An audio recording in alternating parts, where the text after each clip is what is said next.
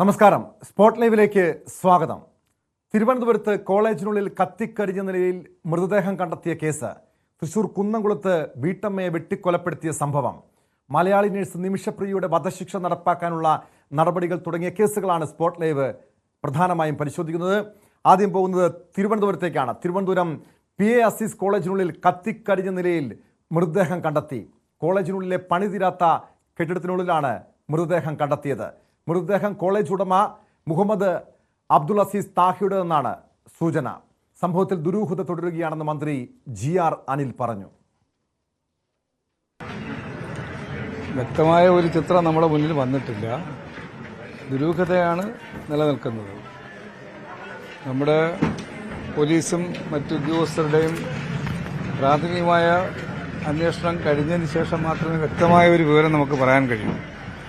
എന്തായാലും ഇതിന്റെ മാനേജ്മെന്റ് ശ്രീ താഗ, അദ്ദേഹം ഇതുവരെയായിട്ടും ഇവിടെ എത്തിയിട്ടില്ല. അപ്പോൾ അദ്ദേഹം കടുങ്കൈ ചെയ്തതാണോ എന്ന് സംശയിക്കേണ്ടിയിരിക്കുന്നൊരവസ്ഥയാണ്. കുറേ ദിവസമായി അദ്ദേഹം ഒരു മാനസികമായിട്ടുള്ള കുറച്ച് പ്രയാസങ്ങളുടെ നടുവിലാണെന്നുള്ള കാര്യം എന്നെ കണ്ട സമയത്തും എനിക്ക് മനസ്സിലായി. വർത്തമാനത്തിൽ സ്ഥാപനം നടത്തണമെന്നുള്ള വലിയ പ്രതീക്ഷയും വലിയ ആഗ്രഹവുമാണ് അദ്ദേഹം പ്രകടിപ്പിച്ചത്. പക്ഷേ അതിന് പ്രയാസകരമാകുന്ന ഒരുപാട് സാഹചര്യങ്ങൾ വന്നുപെട്ടത് പങ്കുവയ്ക്കുകയുണ്ടായി. നമ്മുടെ ഇടപെടലിലൂടെ പരിഹരിക്കാവുന്ന വിഷയങ്ങളല്ല അദ്ദേഹം സൂചിപ്പിച്ചത്. അന്ന് ഒരു ദിവസം ഈ സ്ഥാപനത്തിൽ വരാമെന്ന് ഞാനന്ന് പറയുകയും ചെയ്തു. വയനാട് തെരഞ്ഞെടുപ്പിന്റെ ഘട്ടമായതുകൊണ്ട് ആ സമയത്ത് വരാൻ കഴിഞ്ഞില്ല. മറ്റൊരു സമയത്ത് പ്രോഗ്രാം അറിയിക്കാമെന്ന് പറഞ്ഞു. വരാമെന്ന് പറഞ്ഞു. ഇതാണ് അവസാനം കണ്ടുമുട്ടിയ സമയത്തുള്ള എൻ്റെ ഒരു അനുഭവം. മൃതദേഹം കണ്ടെത്തിയ തിരുവനന്തപുരം PA അസീസ് കോളേജിന് സമീപത്തു നിന്നും BV വിനോദ് ചേരുന്നുണ്ട്. വിനോദ്, മന്ത്രി GR അനിൽ പറയുന്നത് ചില സംശയങ്ങൾ പ്രകടിപ്പിക്കുന്നുണ്ട്. ഈ മൃതദേഹം കോളേജ് ഉടമ മുഹമ്മദ് അബ്ദുൾ അസീസ് താഹിയുടേതാണെന്ന്. ഒരു ആത്മഹത്യ എന്ന സൂചനയാണ് പറയുന്നത്. എപ്പോഴാണ് മൃതദേഹം കണ്ടെത്തിയത്?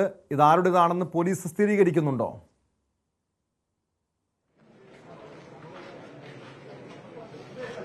ടോം, അഡ്മിനിസ്ട്രേറ്റീവ് ബ്ലോക്കിലാണ് മൃതദേഹം കണ്ടെത്തിയത്. കഴിഞ്ഞ ദിവസം 12 മണി വരെ, രാത്രി 12 മണി വരെ അബ്ദുൾ അസീസ് താഹയെ ഇവിടെ കണ്ടതായി വിദ്യാർത്ഥികൾ പറയുന്നുണ്ട്. ഇന്ന് രാവിലെയാണ് അഡ്മിനിസ്ട്രേറ്റീവ് ബ്ലോക്കിൽ നിന്ന് പുകച്ചുരുളുകൾ ഉയരുന്നത് കണ്ടത്. നമ്മളിപ്പോൾ ആ കെട്ടിടത്തിന്റെ ഭാഗത്തേക്കാണ് പോകുന്നത്. ഇവിടെ ടയറുകളും മറ്റ് വസ്തുക്കളും കൂട്ടിയിട്ട് കത്തിച്ച നിലയിലായിരുന്നു. ഇതിനിടയിലായിരുന്നു മൃതദേഹം ഉണ്ടായിരുന്നത്. ഏതാണ്ട് 80% കത്തിക്കരിഞ്ഞ നിലയിലായിരുന്നു മൃതദേഹം കണ്ടെത്തിയത്. തുടർന്ന് ഇവിടുത്തെ സെക്യൂരിറ്റി ജീവനക്കാരും മറ്റ് ജീവനക്കാരും ചേർന്ന് ഈ തീ കെടുത്താനുള്ള ഒരു ശ്രമം നടത്തി. മാത്രമല്ല ഫയർഫോഴ്സിനെ അറിയിക്കുകയും ചെയ്തു. ഫയർഫോഴ്സ് കൂടി എത്തിയ ശേഷമാണ് ഈ തീ കെടുത്തിയത്. അഡ്മിനിസ്ട്രേറ്റീവ് ബ്ലോക്കിനുള്ളിൽ ഇപ്പോൾ നിർമ്മാണ പ്രവർത്തനങ്ങൾ നടക്കുന്ന ഒരു സമയമാണ്. ഈ ഘട്ടത്തിലാണ് ഇവിടെ ഇങ്ങനെ ഒരു സംഭവം നടക്കുന്നത്. മാത്രമല്ല, ഈ അബ്ദുൾ അസീസ് താഹ, അദ്ദേഹത്തിന് ചില സാമ്പത്തിക പരാധീനതകൾ ഉണ്ടായിരുന്നു എന്ന സൂചനകൾ വരുന്നുണ്ട്. നേരത്തെ ഇൻഷുറൻസ് കമ്പനി അടക്കം നടത്തിയിരുന്നു. തലസ്ഥാനത്ത് തന്നെ ഏറ്റവും പ്രധാനപ്പെട്ട സ്വകാര്യ എഞ്ചിനീയറിംഗ് കോളേജുകളിൽ ഒന്നാണ് PA അസീസ് കോളേജ്. വളരെ നല്ല നിലയിൽ പ്രവർത്തിക്കുന്ന ഒരു സ്ഥാപനമാണ്. നിരവധി വിദ്യാർത്ഥികൾ ഈ സ്ഥാപനത്തിൽ നിന്ന് നേരത്തെ പഠിച്ചിറങ്ങിയിട്ടുണ്ട്. അദ്ദേഹത്തിന് മറ്റ് ചില വ്യവസായങ്ങൾ കൂടി ഉണ്ടായിരുന്നു. സാമ്പത്തിക പ്രതിസന്ധി തന്നെയാണ് പ്രധാന കാരണമായി പറയുന്നത്. അദ്ദേഹത്തിന്റെ മൃതദേഹം എന്ന് ഏറെക്കുറെ ഉറപ്പിച്ച നിലയിലാണ്. നമുക്കൊപ്പം നമ്മുടെ പ്രതിനിധി ഡാൻ കുര്യൻ കൂടിയുണ്ട്. ഡാനാണ് ഇന്ന് രാവിലെ വന്നിട്ട് ഇവിടുത്തെ കാര്യങ്ങൾ കാണുകയും ആ കാര്യങ്ങൾ റിപ്പോർട്ട് ചെയ്യുകയും ചെയ്തത്. ഡാൻ, പോലീസിന്റെ ഭാഷ്യം അനുസരിച്ച് എന്താണ് സംഭവിച്ചത്? ഇന്നലെ രാത്രി 11:30 വരെ ഇദ്ദേഹത്തെ കണ്ടവരുണ്ട്. 11:30-ക്ക് ശേഷമാണ് കാണാതെയാകുന്നത്. അപ്പോൾ മുതൽ ഈ കുടുംബാംഗങ്ങൾ അദ്ദേഹത്തെക്കുറിച്ച് അന്വേഷിക്കുന്നുണ്ടായിരുന്നു. പക്ഷേ വിവരങ്ങളൊന്നുമില്ലായിരുന്നു. പിന്നീട് ഇന്ന് രാവിലെ ഇവിടെ നിന്ന് പുക ഉയരുന്നത് കണ്ടാണ് പെട്ടെന്ന് ഇവിടേക്ക് പരിശോധനകൾക്ക് വേണ്ടി എത്തുന്നത്. ആ പരിശോധനകൾക്കൊടുവിൽ മനസ്സിലാക്കാൻ കഴിയുന്നത് അദ്ദേഹം തന്നെ ഈ മരണം ചിത്രീകരിക്കുന്നതിന് വേണ്ടി ഒരു മൊബൈൽ ഫോൺ ഒരു കസേരയിൽ സ്ഥാപിച്ചിരുന്നു. ആ മൊബൈൽ ഫോൺ കണ്ടെത്തിയിട്ടുണ്ട്. അത് സൈബർ സംഘം, ഫോറൻസിക് സംഘം ഉൾപ്പെടെ പരിശോധിക്കുകയാണ്. അതോടൊപ്പം അതിന് തൊട്ടടുത്തായി അദ്ദേഹത്തിൻ്റെ കണ്ണാടി കണ്ടെത്തിയിട്ടുണ്ട്. പിന്നീട് പോലീസ് ഇപ്പോൾ ഏറെ പണിപ്പെട്ട് ഈ തീയൊക്കെ അണച്ചതിന് ശേഷം അതിനുള്ളിൽ നിന്ന് കത്തിക്കരിഞ്ഞ നിലയിൽ കണ്ടെത്തിയ അസ്ഥി വരെ ഉരുകിയ നിലയിലായിരുന്നു. ഏതാനും ശരീരഭാഗങ്ങളുടെ അസ്ഥികളുടെ ചില ഭാഗങ്ങൾ മാത്രം, അടർന്ന് മാറിയ ചില ഭാഗങ്ങൾ അത് മാത്രമാണ് കണ്ടെത്താൻ കഴിഞ്ഞിരിക്കുന്നത്. അത് ഏറെ പണിപ്പെട്ട് അവിടെ നിന്ന് പോലീസ് സംഘം ശേഖരിച്ച് ഇവിടെ നിന്ന് മറ്റ് നടപടികൾ പൂർത്തിയാക്കുന്നതിന് വേണ്ടി ഇവിടുന്ന് മാറ്റാനുള്ള ഒരു തീരുമാനത്തിലാണ്. അദ്ദേഹത്തിന്റെ മൃതദേഹമാണെന്ന് ഏറെക്കുറെ ഉറപ്പിച്ചിട്ടുണ്ട്. കാരണം അദ്ദേഹത്തിന്റെ മൊബൈൽ ഫോൺ ഉണ്ടായിരുന്നു, അദ്ദേഹത്തിന്റെ കണ്ണട ഉണ്ടായിരുന്നു. പിന്നീട് അദ്ദേഹം ഈ കെട്ടിടം, അദ്ദേഹത്തിന്റെ തന്നെ കെട്ടിടമാണ്, ഈ റബ്ബർ വസ്തുക്കൾ പ്രത്യേകിച്ച് ടയറുകളെല്ലാം ചേർത്തിട്ടാണ് ഈ തീ ഇട്ടതെന്ന് കരുതുന്നു. അതിനൊപ്പം ചില ബോട്ടിലുകളുണ്ട്. അതാണ് ഈ ബോട്ടിലുകൾക്കുള്ളിൽ ഏത് തരത്തിലുള്ള ഇന്ധനമായിരുന്നു ആ ബോട്ടിലുകൾ ഇതിനു വേണ്ടിയിട്ട്, അതായത് ഇങ്ങനെ ഈ ആത്മഹത്യയാണോ അല്ലെങ്കിൽ മറ്റെന്തെങ്കിലും തരത്തിൽ ഇതിനു വേണ്ടി ഇവിടേക്ക് എത്തിച്ചതാണോ അതോ അവിടെ നേരത്തെ മുതൽ തന്നെ ഇരിക്കുന്നതാണോ? കാരണം ഒരുപക്ഷെ ഇതിന്റെ തീവ്രത ഇത്രയും കൂട്ടിയത് ഈ അസ്ഥികൾ വരെ ഉരുകിപ്പോകുന്ന തരത്തിലേക്ക് ഈ തീ ആളിപ്പടരാൻ ഇടയാക്കിയത് ഈ ഇന്ധനങ്ങൾ കൂടി അവിടെ ഉണ്ടായിരുന്നത് കൊണ്ട് എന്നാണ് നിലവിലുള്ള നിഗമനം. പക്ഷേ എന്താണ് ഈ ഇന്ധനങ്ങൾ എന്ന് ഇതുവരെ മനസ്സിലാക്കാൻ കഴിഞ്ഞിട്ടില്ല. ചില ബോട്ടിലുകളുടെ അടപ്പുകൾ, ഈ ഇന്ധനം കൊണ്ടുവന്ന ചില കുപ്പികൾ, ഇവയാണ് ഇതിന് തൊട്ട് സമീപത്ത് നിന്ന് ഇതിനോടകം നടത്തിയ പരിശോധനയിൽ കണ്ടെത്താൻ കഴിഞ്ഞിരിക്കുന്നത്. എന്തായാലും വളരെ ദാരുണമായൊരു സംഭവം. ഇതിലെ ദുരൂഹത അത് കൃത്യമായി ചുരുളഴിയേണ്ടതുണ്ട്. നെടുമങ്ങാട് ഡിവൈഎസ്പിയുടെ നേതൃത്വത്തിലുള്ള അന്വേഷണം നടക്കുകയാണ്. അദ്ദേഹത്തിന് സാമ്പത്തികമായ ചില പ്രതിസന്ധികൾ ഉണ്ടായിരുന്നു. കോളേജുമായി ബന്ധപ്പെട്ട സാമ്പത്തികമായ നഷ്ടമുണ്ടായിരുന്നു. അത് അദ്ദേഹത്തെ കടുത്ത മാനസിക സമ്മർദ്ദത്തിലാക്കിയിരുന്നു കുറച്ച് അധിക നാളുകളായിട്ട് എന്ന വിവരം കോളേജ് അധികൃതരുടെ ഭാഗത്തു നിന്ന് അനൌദ്യോഗികമായി ലഭിക്കുന്നുണ്ട്. അവരാരും ഇതുവരെ ഒരു ഒഫീഷ്യൽ ആയിട്ടുള്ള ഒരു പ്രതികരണത്തിന് തയ്യാറായിട്ടില്ല. നിലവിൽ ഇന്നും കോളേജിൽ യൂണിവേഴ്സിറ്റിയുടെ എക്സാം നടന്നുകൊണ്ടിരിക്കുകയാണ്. ഈ കുട്ടികളാണ് രാവിലെ കണ്ടതെന്ന് മനസ്സിലാക്കുന്നു. കാരണം രാവിലെ 6 മണിക്കാണ് തീ പടരുന്നതും പുകച്ചുരുളുകൾ വരുന്നതും കണ്ടത്. ഇന്നലെ രാത്രി 12 മണി വരെ അദ്ദേഹത്തെ കണ്ടതായും മൊഴിയുണ്ട്. അതിനുശേഷം രാത്രി വൈകിയായിരിക്കും ഒരുപക്ഷെ ഇത്തരം ഒരു കാര്യം നടന്നതെന്ന് വേണം മനസ്സിലാക്കാൻ. അതായത് അദ്ദേഹം ഈ കോളേജിലേക്ക് സാധാരണയായിട്ട് എത്താറുള്ളതായിരുന്നു. ഇവിടുത്തെ പ്രവർത്തനങ്ങളുടെ എല്ലാ കാര്യങ്ങളും, ദൈനംദിന പ്രവർത്തനങ്ങളും അദ്ദേഹത്തിന്റെ സാന്നിധ്യമുള്ളതാണ്. ഇന്നലെയും അദ്ദേഹം ഇവിടെ ഉണ്ടായിരുന്നു എന്നാണ് നമുക്ക് മനസ്സിലാക്കാൻ കഴിയുന്നത്. അങ്ങനെ രാത്രി 11:30 വരെ അദ്ദേഹത്തെക്കുറിച്ച് കൃത്യമായ വിവരങ്ങളുണ്ട്. അതിനുശേഷം അദ്ദേഹവുമായി ബന്ധപ്പെട്ട ഒരു സൂചനകളുമില്ല. അങ്ങനെയാണ് അദ്ദേഹത്തെ ഫോണിൽ വിളിച്ചിട്ട് കിട്ടാതിരിക്കുകയോ അല്ലെങ്കിൽ നേരിട്ട് അന്വേഷിച്ചപ്പോൾ കാണാതിരിക്കുകയോ ചെയ്തപ്പോഴായിരിക്കാം പിന്നീട് എവിടെയാണ് എന്ന് കണ്ടെത്തുന്നതിന് വേണ്ടിയിട്ടുള്ള ഒരു ശ്രമം കുടുംബാംഗങ്ങളുടെ ഉൾപ്പെടെ ഭാഗത്ത് നിന്ന് ഉണ്ടായത്. ഇപ്പോൾ ഏതാനും ബന്ധുക്കൾ മാത്രമാണ് അവിടെ ഉള്ളത്. എന്തായാലും നമുക്ക് ലഭ്യമാകുന്ന വിവരങ്ങൾ അനുസരിച്ച് അദ്ദേഹത്തെ ഇങ്ങനെയൊരു കാര്യം അത് പൂർണ്ണമായി തന്നെ ഈ മൊബൈൽ ഫോണിൽ, സ്മാർട്ട് ഫോണിൽ ചിത്രീകരിച്ചിട്ടുണ്ട്. അത് വീണ്ടെടുക്കുന്നതോടെ ഇതുമായി ബന്ധപ്പെട്ട ദുരൂഹതകൾ കൃത്യമായി മറനീക്കും. ഒരുപക്ഷെ അതിൽ അദ്ദേഹം തന്നെ ഇതിലേക്ക് നയിച്ച സാഹചര്യം എന്താണ് എന്ന് പറഞ്ഞിട്ടുണ്ടോ എന്നൊരു സംശയം കൂടി പോലീസിനുണ്ട്. അതുകൊണ്ടാണ് വിശദമായ പരിശോധന നടക്കുന്നത്. എന്തായാലും ആ കാര്യങ്ങളിൽ ഒരു വ്യക്തത വൈകാതെ കൈവരും. ഈ ഫോറൻസിക് സംഘവും സൈബർ പോലീസും ചേർന്നാണ് ഈ മൊബൈൽ ഫോൺ വിശദമായ പരിശോധനകൾക്ക് വിധേയമാക്കുന്നത്. എന്തായാലും പോലീസ് സംഘം ഇപ്പോൾ ഈ കത്തിക്കരിഞ്ഞ സ്ഥലത്ത് നിന്ന് ഈ ശേഷിക്കുന്ന ഭാഗങ്ങൾ, അസ്ഥിയുടെ ഭാഗങ്ങൾ ഉൾപ്പെടെ ശേഖരിച്ച് അവിടെ നിന്നത് മാറ്റുന്ന നടപടികൾ നടത്തിക്കൊണ്ടിരിക്കുകയാണ്. ഇപ്പോഴും തീ അണഞ്ഞിട്ടേ ഉള്ളൂ, പക്ഷേ പുക ഇപ്പോഴും ചെറുതായിട്ട് അവിടെ ഉയരുന്നുണ്ട്. ഇതാണ് സ്ഥിതി. മറ്റൊരു കാര്യം, അദ്ദേഹത്തിന്റെ വാഹനവും പുറത്തുണ്ട്. അദ്ദേഹം വന്ന കാർ ഉണ്ട് എന്നാണ്, അദ്ദേഹം സ്ഥിരമായി വരുന്ന വാഹനമുണ്ടെന്നാണ് പറയുന്നത്. അപ്പോൾ മറ്റാരുടെങ്കിലും വാഹനത്തിലല്ല അദ്ദേഹം വന്നത്. അദ്ദേഹം സ്വമേധയാ ഇവിടെ എത്തി എന്ന് വേണം കരുതാൻ. സാധാരണ തുടരുന്നത് പോലെ രാത്രിയും ഇവിടെ അദ്ദേഹം ഉണ്ടായിരുന്നു എന്ന് വേണം കരുതാൻ. അതായത് ഈ ഒരു സ്ഥലം നമ്മുടെ കരകുളത്തു നിന്ന് ഒരുപാട് ഉള്ളിലാണ്. ഏതാണ്ട് ഒരു 30-35 ഏക്കർ വരുമെന്നാണ് നമുക്ക് മനസ്സിലാക്കാൻ കഴിയുന്നത്.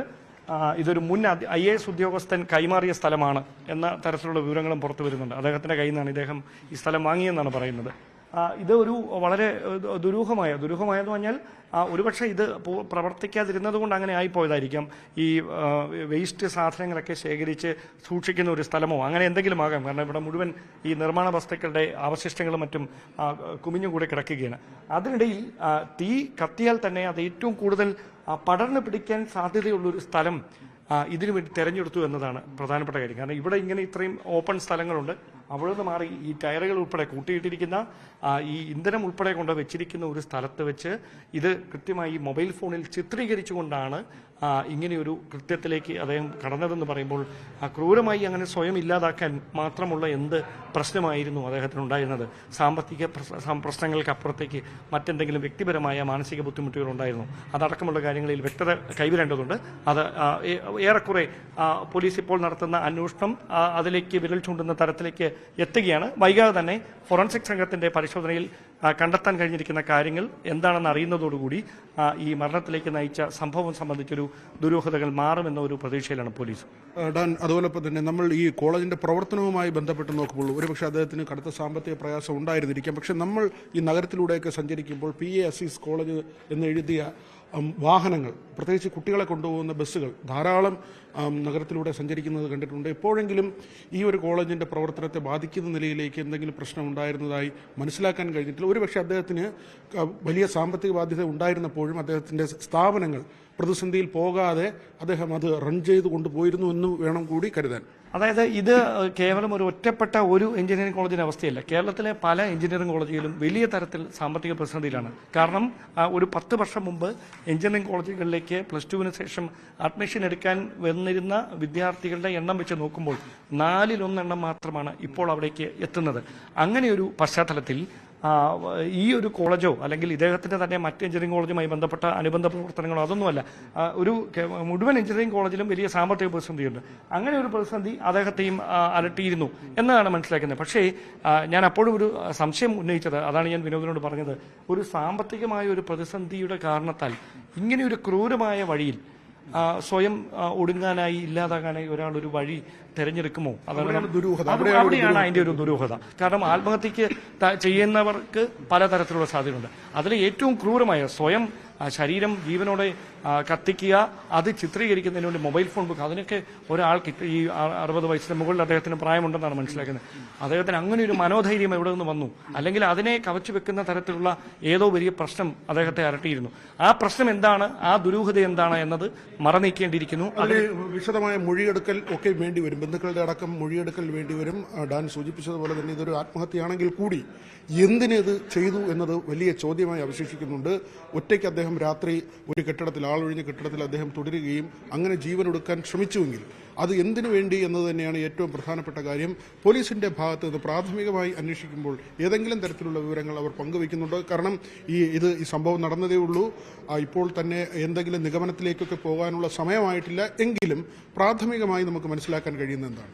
പോലീസ് ഇവിടെ നേരിട്ട് ഒരു പ്രധാനപ്പെട്ട വെല്ലുവിളി ഈ മൃതദേഹം EM അസീസിൻ്റേത്, EM താഹയുടേത് തന്നെയാണ് എന്ന് ഉറപ്പിക്കുക എന്നതായിരുന്നു.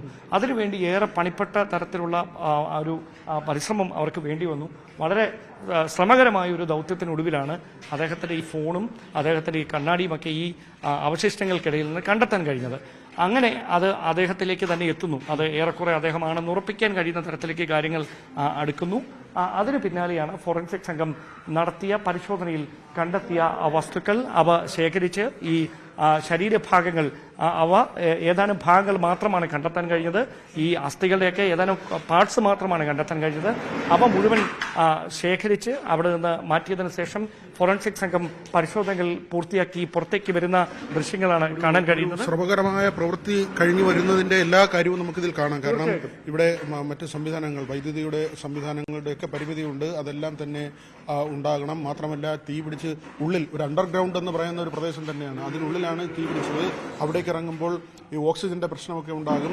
അതെല്ലാം തരണം ചെയ്ത് തന്നെയാണ് പോലീസും ഫയർഫോഴ്സ് ഉദ്യോഗസ്ഥരും ഇത്രയും ശ്രമകരമായ ഒരു പ്രവൃത്തി അവസാനിപ്പിച്ചിരിക്കുന്നത്, അല്ലെങ്കിൽ അവരങ്ങനെ ആ നടപടികൾ പൂർത്തിയാക്കുന്നത്.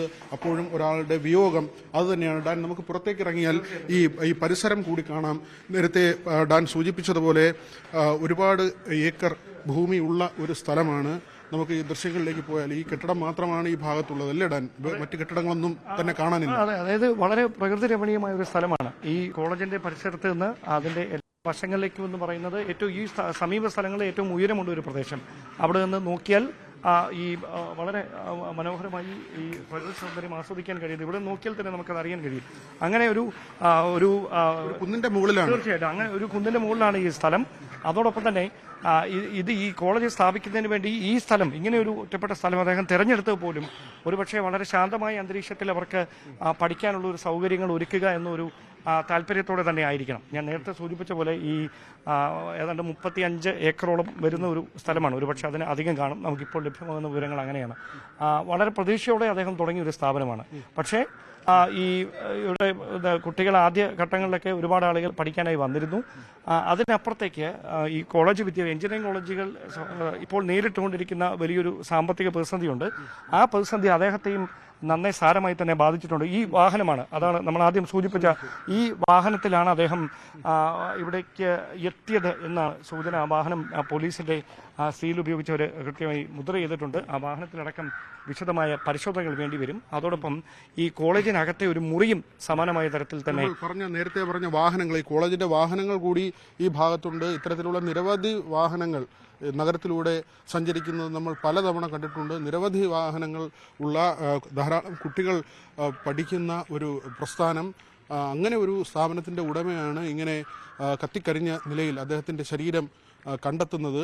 ഞാൻ പറഞ്ഞതുപോലെ മറ്റ് കെട്ടിടങ്ങളൊന്നും തന്നെ ഈ ഭാഗത്തില്ല. ഏറ്റവും ഒരു എന്ന് തന്നെ പറയാം, ഒരു ഉയർന്ന ഒരു പ്രദേശമാണ്. അവിടെയാണ് ഈ സ്ഥാപനം നിലനിൽക്കുന്നത്. കുട്ടികളാണ് രാവിലെ ഈ പുകച്ചുരുളുകൾ കാണുന്നത്. സെക്യൂരിറ്റി മുഴുവൻ സമയവും ഇല്ല, രാത്രി ഇല്ല എന്ന ഒരു കാര്യം കൂടി പറയുന്നുണ്ട്. അതിനപ്പുറത്തേക്ക് ഈ സ്ഥലത്തിൻ്റെ ഒരു പ്രത്യേകത എന്ന് പറയുന്നത്, ഇവിടെ എന്തെങ്കിലും സംഭവിച്ചാൽ തന്നെ അത് വളരെ വൈകിയേ അറിയത്തുള്ളൂ. കാരണം പകൽ സമയമാണെങ്കിൽ കുഴപ്പമില്ല, ഇത് രാത്രിയിലായിരിക്കാം ഇങ്ങനൊരു കാര്യം സംഭവിച്ചിരിക്കുന്നത് എന്ന് വേണം നിലവിൽ ലഭ്യമാകുന്ന സൂചനകളിൽ നിന്നൊക്കെ മനസ്സിലാക്കാൻ. എന്തായാലും ഒരു കാര്യം ഉറപ്പാണ്, പോലീസിൻ്റെ അന്വേഷണം അത് കൃത്യമായി ഈ മൊബൈൽ ഫോൺ ദൃശ്യങ്ങൾ കേന്ദ്രീകരിച്ചാണ്. അത് ഫോറൻസിക് സംഘം വീണ്ടെടുക്കുന്നതോടെ എന്താണ് ഈ മരണത്തിലേക്ക് നയിച്ച കാരണമെന്ന് വ്യക്തത കൈവരും. തീർച്ചയായിട്ടും അത് തന്നെയാണ് ഇതിലെ ഏറ്റവും നിർണായകമായ തെളിവാകാൻ പോകുന്നത്. അദ്ദേഹത്തിൻ്റെ മൊബൈൽ ഫോൺ, അത് ഈ സംഭവം ചിത്രീകരിക്കുന്നതിന് പാകത്തിനാണ് തയ്യാറാക്കി വെച്ചിരുന്നതെന്ന് കരുതുന്നു. അതിൽ നിന്നുള്ള ദൃശ്യങ്ങൾ വീണ്ടെടുക്കുന്നതോടുകൂടി ഈ സംഭവത്തിൽ ഒരു പ്രധാന തെളിവായി അത് മാറും. അതിനപ്പുറത്തേക്ക് അദ്ദേഹത്തിൻ്റെ ബാങ്ക് അക്കൗണ്ടും അദ്ദേഹത്തിൻ്റെ സാമ്പത്തിക സ്ഥിതിയും അദ്ദേഹത്തിൻ്റെ മറ്റ് ബന്ധങ്ങൾ സംബന്ധിച്ചുള്ള കാര്യങ്ങൾ, അദ്ദേഹത്തിൻ്റെ വ്യക്തിപരമായ കാര്യങ്ങൾ എല്ലാം തന്നെ പരിശോധിക്കേണ്ടതുണ്ട്. ഇത്രയും വലിയൊരു പ്രസ്ഥാനത്തിൻ്റെ ഉടമ എന്തിന് ഇങ്ങനെ ചെയ്തു, അല്ലെങ്കിൽ ആ സംഭവത്തിന് പിന്നിൽ എന്ത്, അത്തരം കാര്യങ്ങൾ കണ്ടെത്തേണ്ടതുണ്ട്. ഇപ്പോൾ ഇവിടുത്തെ നടപടിക്രമങ്ങൾ പോലീസും ഫയർഫോഴ്സ് ഉദ്യോഗസ്ഥരും പൂർത്തിയാക്കിയിട്ടുണ്ട്. മന്ത്രി GR അനിൽ അടക്കമുള്ളവർ നേരത്തെ ഇവിടെ എത്തി അവരുടെ പ്രതികരണങ്ങൾ നൽകി. ഏതായിരുന്നാലും വലിയ ദുഃഖമുണ്ടാക്കുന്ന ഒരു സംഭവം തന്നെയാണ് ടോം.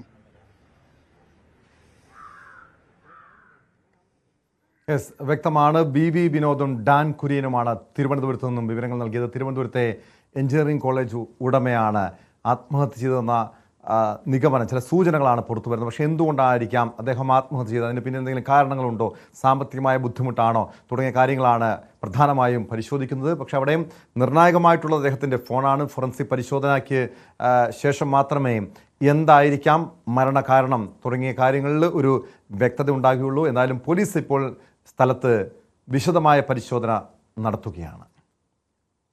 സ്പോട്ട് ലൈവിനി പരിശോധിക്കുന്നത് മറ്റൊരു വിഷയമാണ്. ഉമാ തോമസ് MLA വീണു പരിക്കേറ്റ സംഭവത്തിൽ ഇപ്പോഴും ആരുടെ ഭാഗത്താണ് വീഴ്ച ഉണ്ടായെന്ന കാര്യത്തിൽ ഒരു വ്യക്തമായ ഒരു സ്ഥിരീകരണം ഉണ്ടായിട്ടില്ല. സംഭവത്തിൽ ഇപ്പോഴും പോലീസിൻ്റെ അന്വേഷണം നടക്കുന്നു. ഗുരുതരമായ വീഴ്ച സംഭവിച്ചുവെന്ന് പോലീസും മറ്റ് അന്വേഷണ ഏജൻസികളും ഉറപ്പിച്ചു പറയുന്നുണ്ട്. അതിനിടെ ആശ്വാസകരമായിട്ടുള്ള കാര്യം, ഉമാ തോമസ് MLAയുടെ ആരോഗ്യ നിലയിൽ നേരിയ പുരോഗതി ഉണ്ടായിട്ടുണ്ട് എന്നുള്ളതാണ്. കണ്ണു തുറക്കുകയും കൈകാലുകൾ അനക്കിയതായും ഡോക്ടർമാർ പ്രതികരിച്ചു. എന്നാൽ വെന്റിലേറ്ററിൽ തുടരുന്ന MLA അപകടനില തരണം ചെയ്തു എന്ന് പറയാൻ കഴിയില്ലെന്നും ന്യൂമോണിയ ഉണ്ടാകാനുള്ള സാധ്യത വെല്ലുവിളിയായി മുന്നിലുണ്ടെന്നും ഡോക്ടർമാർ പറയുന്നു.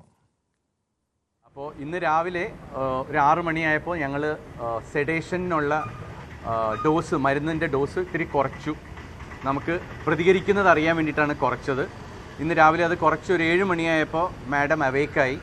അപ്പോൾ നമ്മൾ പറയുന്നതിനോട് പ്രതികരിക്കുന്നുണ്ടായിരുന്നു. കാലുകൾ അനക്കാൻ പറഞ്ഞപ്പോൾ കാലുകൾ അനക്കി, ചിരിക്കാൻ പറഞ്ഞപ്പോൾ ചിരിച്ചു, കണ്ണ് തുറന്നു, മോൻ ചോദിക്കുന്നതിനോടൊക്കെ റെസ്പോണ്ട് ചെയ്തു. റെസ്പോൺസ് മാത്രമേ ഉള്ളൂ. വായിൽ ട്യൂബ് കിടക്കുന്നതുകൊണ്ട് സംസാരിക്കാൻ പറ്റത്തില്ല.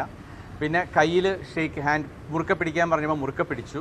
അപ്പോൾ തലച്ചോറ് കൊണ്ട് ഉണ്ടായിരിക്കുന്ന ക്ഷതങ്ങളിൽ നമുക്കൊരു ചെറിയ പുരോഗതി എന്തായാലും ഉണ്ട്, മോശമായിട്ടില്ല. അപ്പോൾ അതൊരു ആശാവഹമായ ഒരു പുരോഗതി തന്നെയാണ്. കണ്ണു തുറക്കാനും കൈകാലുകൾ അനക്കാനും പറഞ്ഞപ്പോൾ അമ്മ അതിനോട് പ്രതികരിച്ചുവെന്ന് മകൻ വിഷ്ണു പറഞ്ഞു. കണ്ണ് തുറക്കാൻ പറഞ്ഞപ്പോൾ കണ്ണ് തുറന്നു. പിന്നെ പതുക്കെ ഒരു കൈ പൊക്കാൻ പറഞ്ഞപ്പോൾ കൈ പൊക്കി. അപ്പം ഞാൻ മറ്റേ കൈയും കൂടെ പൊക്കാൻ പറഞ്ഞു. അപ്പം 2 കൈ മാറി മാറി പൊക്കി. കാലൊന്ന് പൊക്കാൻ പറഞ്ഞു, കാല് പൊക്കി. പിന്നെ മറ്റേ കാല് പൊക്കാൻ പറഞ്ഞു. അങ്ങനെ പിന്നെ കൈ പിടിക്കാൻ പറഞ്ഞു. കൈ പിടിച്ചപ്പോൾ ഒന്ന് ഷെയ്ക്ക് ഹാൻഡ് ചെയ്യാൻ പറഞ്ഞു. അങ്ങനെ ഞാൻ മുറുക്ക പിടിക്കാൻ പറഞ്ഞു. അപ്പോൾ അമ്മ കുറച്ച് മുറുക്ക ട്രൈ ചെയ്തു. അപ്പം അതൊരു നല്ല ഇതായിരുന്നു. സ്റ്റേജ് നിർമ്മാണത്തിലുണ്ടായ വീഴ്ചയിൽ പോലീസ് അന്വേഷണം തുടരുകയാണ്. മൃദംഗ വിഷന്റെ മുഖ്യ രക്ഷാധികാരിയായ നടൻ സിജോയ് വർഗീസിനെയും പരിപാടിയുടെ ബ്രാൻഡ് അംബാസിഡറായ നടി ദിവ്യ ഉണ്ണിയുടെയും മൊഴിയെടുക്കും. സ്റ്റേജ് നിർമ്മിച്ചത് അപകടകരമായാണെന്നും അധികമായി നിർമ്മിച്ച ഭാഗത്തിന് ഉറപ്പുണ്ടായിരുന്നില്ലെന്നും പോലീസും ഫയർഫോഴ്സും പൊതുമരാമത്ത് വിഭാഗങ്ങളും തയ്യാറാക്കിയ റിപ്പോർട്ടിൽ വ്യക്തമാക്കുന്നുണ്ട്. വിശദാംശങ്ങളുമായി കൊച്ചിയിൽ നിന്ന് നവമി ദിനേശ് ചേരുന്നു. നവമി, ആശ്വാസകരമായ കാര്യം ഉമാ തോമസ് MLA ആരോഗ്യനിലയിൽ നേരിയ പുരോഗതി ഉണ്ട് എന്നുള്ളതാണ്. പക്ഷേ ഇപ്പോഴും ഈ അപകടം സംഭവിച്ചതുമായി ബന്ധപ്പെട്ട് ആരുടെ ഭാഗത്താണ് വീഴ്ച ഉണ്ടായത് തുടങ്ങിയ കാര്യങ്ങളിൽ പോലീസ് തന്നെ പറയുന്നുണ്ട്. ഈ സംഘാടകരുടെ ഭാഗത്ത് വീഴ്ച ഉണ്ടായിട്ടുണ്ട്, സ്റ്റേജ് നിർമ്മാണത്തിൽ പിഴവുണ്ടായിട്ടുണ്ട്, അധികമായി സ്റ്റേജ് നിർമ്മിച്ചത് അത് അപകടകരമായിട്ടായിരുന്നു. ഇവിടെ പല ഫയർഫോഴ്സിൻ്റെ അടക്കം ഒരു അനുമതി ഇല്ലാതെയാണ് ഈ രീതിയിലൊരു വലിയൊരു ഇവൻ്റ് സംഘടിപ്പിച്ചതെന്നൊക്കെ പറയുന്നുണ്ട്. പക്ഷേ നിലവിൽ ഈ കേസുമായി ബന്ധപ്പെട്ട് മൃദംഗവിഷൻ്റെ CEO, അതോടൊപ്പം ഇവൻ്റ് മാനേജ്മെൻറ്റിൻ്റെ ഉടമ തുടങ്ങിയവരെയൊക്കെ പോലീസ് അറസ്റ്റ് ചെയ്ത് പിന്നീട് ജാമ്യത്തിൽ വിട്ടയച്ചിരുന്നു. കൂടുതൽ പേരിലേക്ക് അന്വേഷണം നീങ്ങുന്നുണ്ട്. ദിവ്യ ഉണ്ണിയെയും സിജോയ് വർഗീസിനെയൊക്കെ ചോദ്യം ചെയ്യാൻ വിളിപ്പിച്ചിട്ടുണ്ടെന്നാണ് മനസ്സിലാക്കുന്നത്. ഈ കേസുമായി ബന്ധപ്പെട്ട് പോലീസിൻ്റെ നിലവിലെ അന്വേഷണ പുരോഗതി എങ്ങനെയാണ്?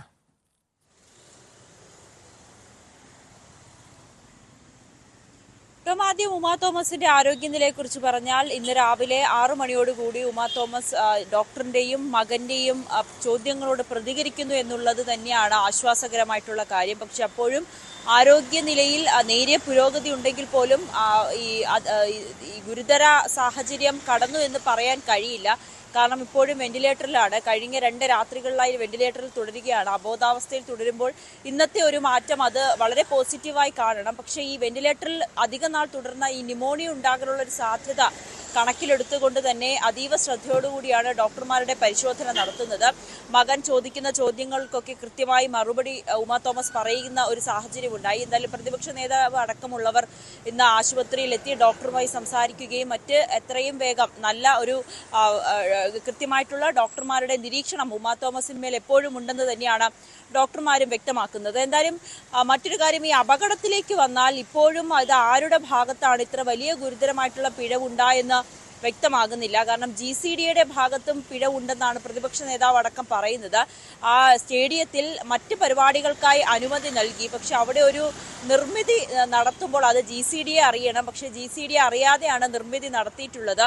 പോലീസിന്റെ ഒക്കെ ഈ കമ്മീഷണർ അടക്കം ആ സ്റ്റേജിൽ ഉണ്ടായിരുന്നതാണ്. അപ്പോഴൊന്നും ഈ പോലീസിന്റെ ഒരു അല്ലെങ്കിൽ ആ ഒരു സ്റ്റേജിന്റെ ഒരു അപാകത ആർക്കും തന്നെ തോന്നിയില്ല എന്നുള്ളതാണ് ഏറ്റവും പ്രധാനപ്പെട്ട കാര്യം. കാരണം നമുക്ക് ഈ അപകടത്തിന് ശേഷം അവിടെ ചെന്ന് നോക്കുമ്പോൾ കൃത്യമായി മനസ്സിലാകും എത്ര അപകടകരമായിട്ടുള്ള രീതിയിലാണ് സ്റ്റേജ് നിർമ്മിച്ചിരിക്കുന്നതെന്ന്.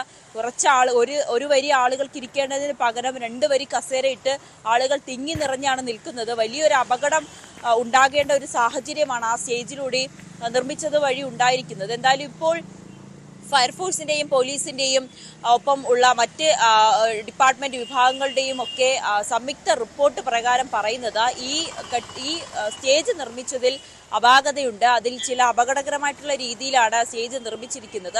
ഈ പിടിക്കാനുള്ള കൈവരിക്ക് പകരം അവർ റിബൺ കൊണ്ട് താൽക്കാലികമായിട്ടുള്ള ഒരു കൈവരിയാണ് കെട്ടി വെച്ചിരുന്നത്. അതിൽ പിടിച്ചാണ് ഉമാ തോമസ് താഴേക്ക് വീഴുന്നതും അതോടൊപ്പം ഉമാ തോമസ് MLAനെ ആശുപത്രിയിലേക്ക് കൊണ്ടുപോകുന്നതിനും ഒക്കെ വലിയ രീതിയിൽ ഒരു വീഴ്ച സംഭവിച്ചു.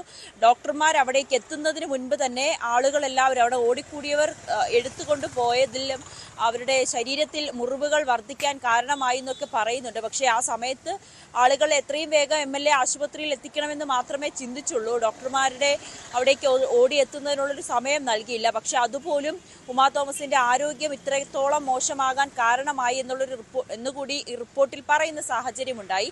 മറ്റൊന്ന്, ഇതുമായി ബന്ധപ്പെട്ട് 3 പേരെയാണ് ഇതിനോടകം പോലീസ് അറസ്റ്റ് രേഖപ്പെടുത്തി വിട്ടയച്ചിരിക്കുന്നത്. അതിലൊന്ന് ഈ ഓസ്കാർ ഇവന്റ് മാനേജറായ കൃഷ്ണകുമാർ, മറ്റേത് സ്റ്റേജ് ഇവന്റ് മാനേജറായ ബെന്നി, അതോടൊപ്പം തന്നെയാണ് ഈ മൃദംഗ ഈ ഏജൻസി ഈ പരിപാടി സംഘടിപ്പിച്ചതിന്റെ CEO. ഇവരെ 3 പേരെയാണ് ഇപ്പോൾ പോലീസ് അറസ്റ്റ് ചെയ്ത് വിട്ടയച്ചിരിക്കുന്നത്. ഇതിനെതിരെ UDFന്റെ വലിയ രീതിയിലൊരു പ്രതിഷേധം കൂടിയുണ്ട്. UDF DGPക്ക് പരാതി അയച്ചിട്ടുണ്ട്. ഇവരെ അറസ്റ്റ് ചെയ്ത് ജാമ്യം കിട്ടുന്ന വകുപ്പുകൾ പ്രകാരമാണ് അറസ്റ്റ് രേഖപ്പെടുത്തി വിട്ടയച്ചത്. ഇത് ഗുരുതരമായിട്ടുള്ള ചട്ടലംഘനമാണ്. ഇത് ഇത്രയും അപകടകരമായിട്ടുള്ള രീതിയിൽ ഒരു ഇവന്റ് സംഘടിപ്പിച്ചതിൽ ഇത്ര മാത്രമാണോ വകുപ്പുകൾ ചുമത്തേണ്ടതെന്നൊരു ചോദ്യമാണ്. പ്രതികളെ രക്ഷപ്പെടാൻ സഹായിക്കും. തീർച്ചയായും അതാണ് വലിയ ആക്ഷേപത്തിന് കാരണമാകുന്നത്. നവമി സൂചിപ്പിച്ചതുപോലെ ഇത്രയും ഗുരുതരമായ ഒരു അനാസ്ഥ ഉണ്ടായിട്ട് ഒരു MLAയുടെ ജീവൻ പോലും അപകടത്തിൽപ്പെടുന്ന രീതിയിലൊരു സാഹചര്യം ഉണ്ടായിട്ടും പോലീസ് വളരെ ദുർബലമായ വകുപ്പ് ചുമത്തി ഈ പ്രതികളെ അറസ്റ്റ് ചെയ്യുന്നു, പിന്നീട് ജാമ്യത്തിൽ വിട്ടയക്കുന്ന സാഹചര്യം. ഇതോടൊപ്പം നവമി അറിയേണ്ടത്, ഈ സംഭവത്തിന് പിന്നാലെ വളരെ ഗുരുതരമായിട്ടുള്ളൊരു സാമ്പത്തിക തട്ടിപ്പ് ഈ മെഗാ ഇവന്റിന്റെ പിന്നിലുണ്ടായിരുന്നു എന്ന ആരോപണങ്ങൾ കൂടി പുറത്തു വരുന്നുണ്ടല്ലോ. ഇതും പോലീസ് അന്വേഷിക്കുന്നുണ്ടോ? ഇതിന്റെ ഭാഗമായിട്ടാണോ നടി ദിവ്യ ഉണ്ണിയെയും സിജോയ് വർഗീസിനെയും ചോദ്യം ചെയ്യാൻ, അവരുടെ മൊഴിയെടുക്കാൻ വിളിപ്പിച്ചിരിക്കുന്നത്?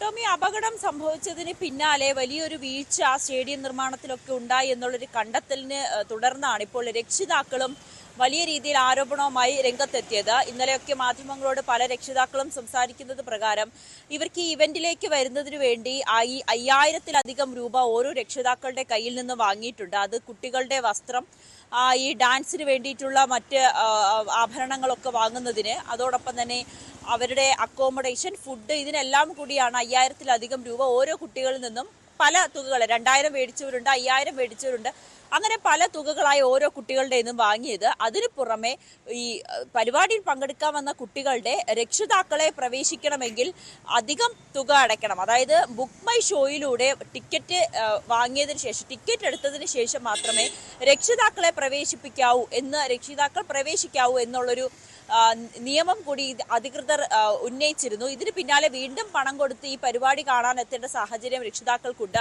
അതുകൊണ്ടാണ് ഈ രക്ഷിതാക്കൾ ഇത്തരത്തിലൊരു പരാതിയുമായി പോലീസിനെ സമീപിക്കാൻ ഒരുങ്ങുന്നത്. ഇതിലേതെങ്കിലും തരത്തിലുള്ള സാമ്പത്തിക തട്ടിപ്പുണ്ടോ എന്നൊരു സംശയമാണ് ഇതിന്റെ അടിസ്ഥാനത്തിൽ പോലീസ് ഉന്നയിക്കുന്നത്. ഇതിന്റെ ഒരു രക്ഷാധികാരി എന്ന രീതിയിലേക്ക് എത്തിയത് ഈ നടൻ കൂടിയായിട്ടുള്ള സിജോയാണ്. സിജോയ്ക്ക് മറ്റ് സാമ്പത്തിക ലാഭം ഇതിൽ നിന്ന് കിട്ടിയിട്ടുണ്ടോ, മറ്റേതെങ്കിലും സാമ്പത്തിക ഇടപാടുകൾ ഇതുമായി ബന്ധപ്പെട്ട് നടന്നിട്ടുണ്ടോ എന്നതും പോലീസിന്റെ അന്വേഷണ പരിധിയിലുണ്ട്. അതുകൊണ്ടാണ് വരും ദിവസങ്ങളിൽ സിജോയുടെ ചോദ്യം ചെയ്യാനും അല്ലെങ്കിൽ മൊഴിയെടുക്കാനും ഒക്കെ അന്വേഷണ സംഘം വിളിപ്പിക്കുന്നത്.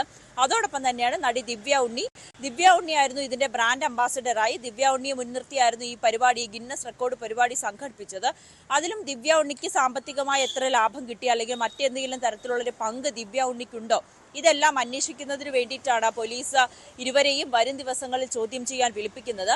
എന്തായാലും ഈ ഇവന്റ് നടത്തിയതുമായി ബന്ധപ്പെട്ട് വലിയ വീഴ്ചകൾ ഉണ്ടായി എന്ന് പറയുന്നതോടൊപ്പം തന്നെയാണ് ഇതിൽ വലിയ സാമ്പത്തിക തട്ടിപ്പുണ്ടായോ, നടത്തിയോ എന്നൊരു സംശയം കൂടി പോലീസ് ഉന്നയിക്കുന്നത്. പക്ഷെ ഇതുവരേക്കും രക്ഷിതാക്കൾ ആരും തന്നെ പരാതിയുമായി രംഗത്തെത്തിയിട്ടില്ല.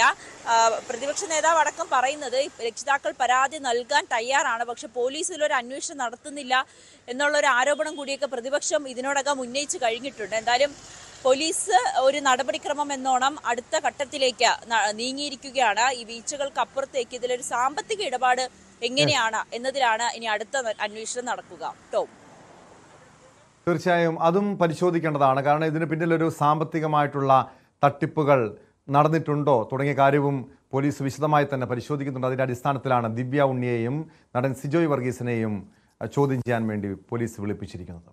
സ്പോട്ട് ലൈവിലേക്ക് തിരികെ എത്താം ഇടവേള കഴിഞ്ഞ്.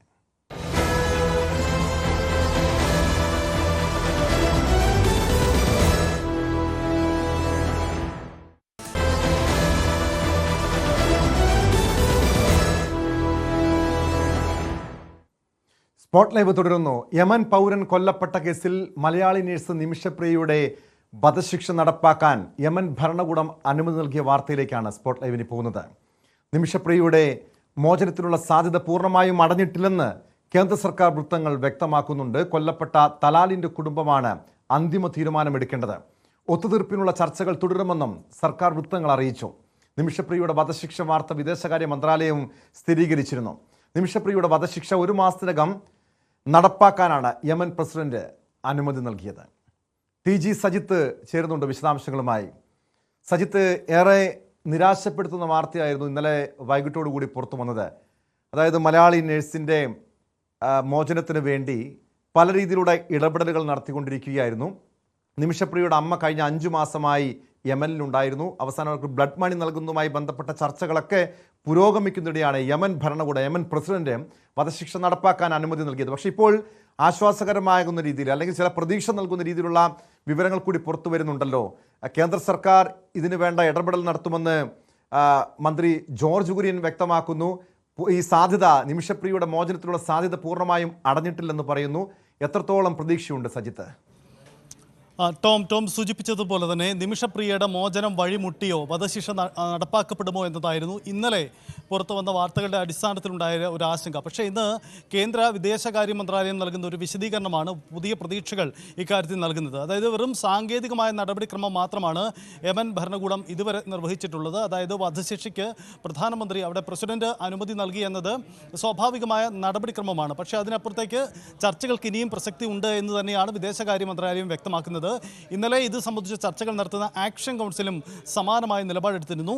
ഇന്ന് വിദേശകാര്യ മന്ത്രാലയം വ്യക്തമാക്കുന്നത് ഇങ്ങനെയാണ്: ഇക്കാര്യത്തിൽ അന്തിമമായ തീരുമാനം ഉണ്ടാവേണ്ടത്, അതായത് നിമിഷപ്രിയയുടെ മോചനത്തിന് വേണ്ടി അന്തിമമായ തീരുമാനം എടുക്കേണ്ടത് ഈ കൊല്ലപ്പെട്ട യമൻ പൗരൻ്റെ കുടുംബമാണ്. അവരുമായുള്ള ചർച്ചകൾ ഇപ്പോഴും തുടരുകയാണ്. അവരനുകൂലമായൊരു നിലപാടെടുത്താൽ, ഈ ചർച്ചകൾ ഫലം കണ്ടാൽ സ്വാഭാവികമായും മോചനത്തിന് വഴി തുറക്കുമെന്ന പ്രതീക്ഷ തന്നെയാണുള്ളത്. കേന്ദ്ര സർക്കാരും ഇക്കാര്യത്തിൽ സാധ്യമായ എല്ലാ വഴികളും തേടുന്നുണ്ട് എന്നതാണ് വിദേശകാര്യ മന്ത്രാലയം അറിയിച്ചിരിക്കുന്നത്. പക്ഷേ ഈ ചർച്ചകൾ ഏതു തരത്തിലാണ് സർക്കാർ ഏകോപിപ്പിക്കുക എന്ന കാര്യത്തിൽ ഒരു വ്യക്തതക്കുറവ് ഇപ്പോഴുമുണ്ട്.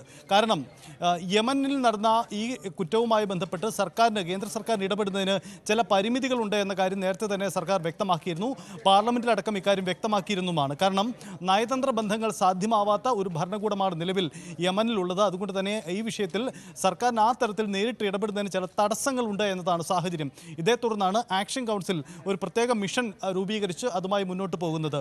ഇപ്പോൾ നിമിഷപ്രിയയുടെ അമ്മ പ്രേമകുമാരി അടക്കമുള്ളവർ ഇപ്പോഴും സലായിലുണ്ട്. അവർ ഈ ബന്ധപ്പെട്ട ഈ യമൻ പൗരൻ്റെ കുടുംബവുമായുള്ള ആശയവിനിമയം ഇപ്പോഴും തുടരുകയാണ്. ഇതിനകം തന്നെ ഈ വാർത്തകൾ പുറത്തു വന്നതിന് ശേഷം പ്രേമകുമാരിയുടെ അടക്കമുള്ള പ്രതികരണങ്ങളും പുറത്തു വന്നിട്ടുണ്ട്. അവരും ആശങ്കകളുണ്ടെങ്കിൽ കൂടിയും പ്രതീക്ഷ കൈവിട്ടിട്ടില്ല. ഇപ്പോഴും ചർച്ചകൾ തുടരുന്നു എന്നതാണ് സാഹചര്യം. ചർച്ചകൾ പൂർണ്ണമായും വഴിമുട്ടി എന്ന തരത്തിൽ വരുന്ന വാർത്തകൾ അത് തെറ്റ് എന്ന് തന്നെയാണ്. കാരണം ഒരു മാസത്തിനകം നിമിഷപ്രിയയുടെ വധശിക്ഷ നടപ്പാക്കണമെന്നാണ് യമൻ പ്രസിഡന്റ് വ്യക്തമാക്കിയിരിക്കുന്നത്. അദ്ദേഹം അതിനുള്ള അനുമതി നൽകിയിരിക്കുന്നത്. ഈ ഒരു മാസത്തിനുള്ളിൽ തന്നെ ഇക്കാര്യത്തിലൊരു ചർച്ചകൾ സാധ്യമാകണം. അതിനുള്ള നടപടികൾ സ്വീകരിക്കേണ്ടത് കേന്ദ്ര സർക്കാരാണ്. ജോർജ് കുര്യൻ ഈ വിഷയത്തിൽ ഇടപെടും എന്ന് വ്യക്തമാക്കിയിട്ടുണ്ട്. പക്ഷെ അത്തരം ഈ ഒരു മാസത്തിനുള്ളിൽ ഈ വധശിക്ഷ നടപ്പാക്കാനുള്ള നടപടികളുമായി യമൻ ഭരണകൂടം പോവുകയാണെങ്കിൽ അതിനെതിരെ അല്ലെങ്കിൽ ആ നീക്കത്തെ ചെറുക്കാൻ വേണ്ടിയുള്ള എന്ത് നടപടികളായിരിക്കും ഇനി കേന്ദ്ര സർക്കാരിൻ്റെ ഭാഗത്തു നിന്ന് ഉണ്ടാകേണ്ടത്? ഈ കുടുംബവുമായി, അതായത് തലാലിൻ്റെ കുടുംബം, കൊല്ലപ്പെട്ട തലാലിൻ്റെ കുടുംബമാണ് അന്തിമ തീരുമാനമെടുക്കേണ്ടതെന്ന് പറയുന്നു. ആ കുടുംബമായിട്ടായിരിക്കുമോ അതോ യമൻ ഭരണകൂടമായിട്ടായിരിക്കുമോ കേന്ദ്ര സർക്കാരിൻ്റെ പ്രതിനിധികൾ ചർച്ച നടത്തേണ്ടത്?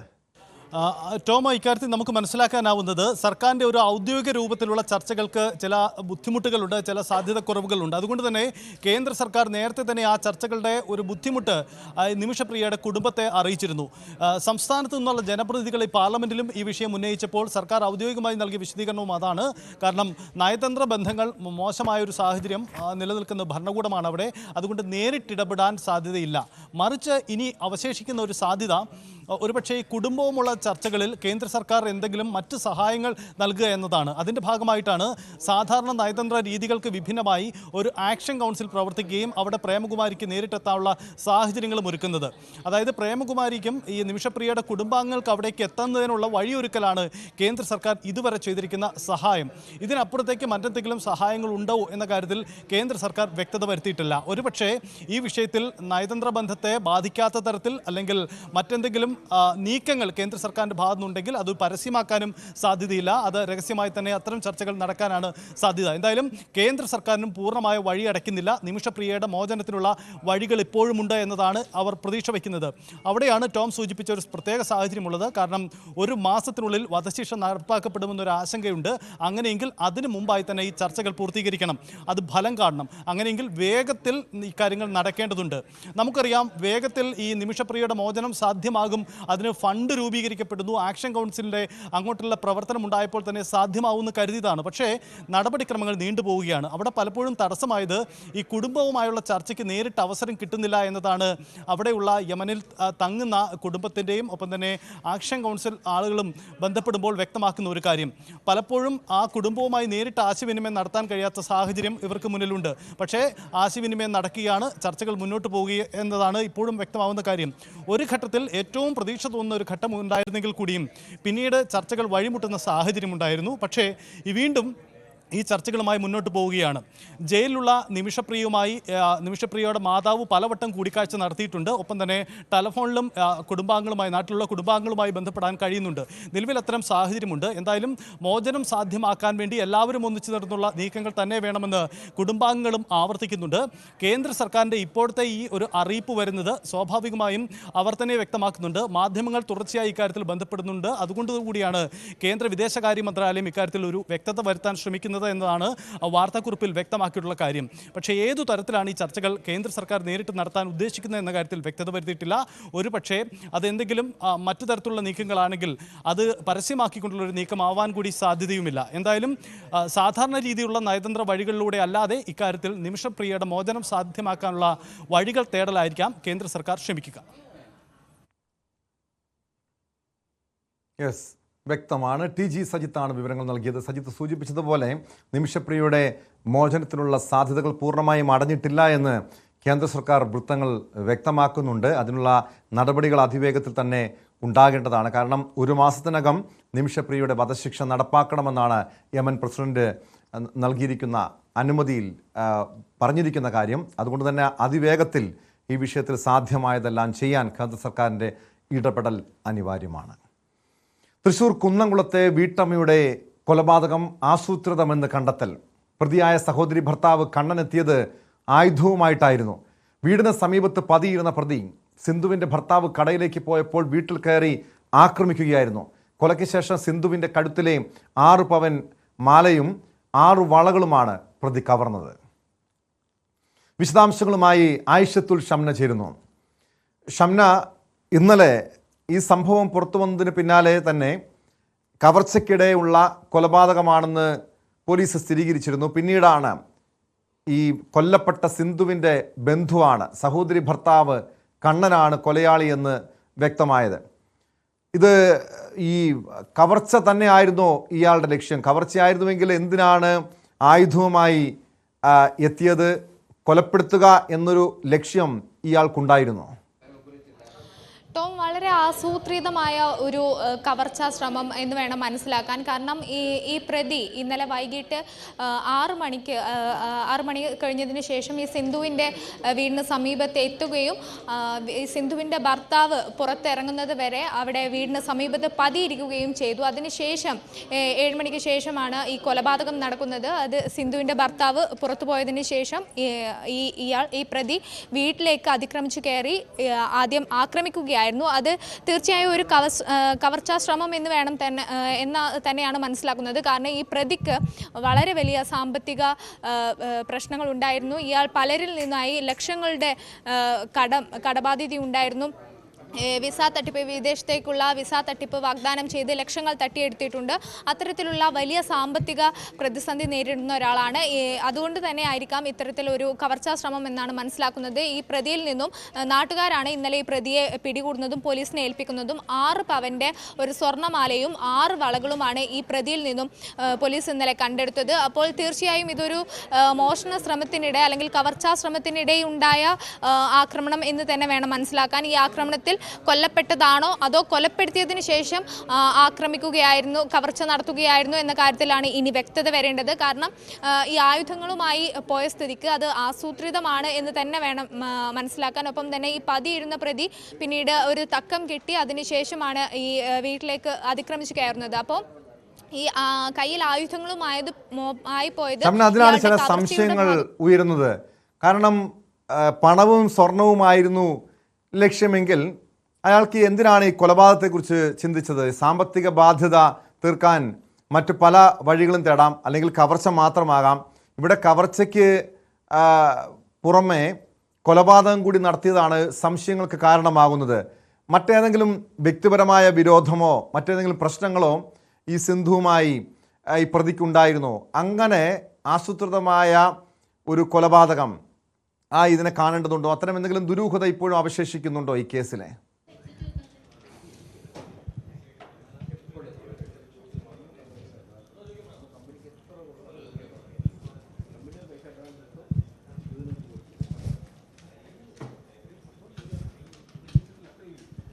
ഷംന,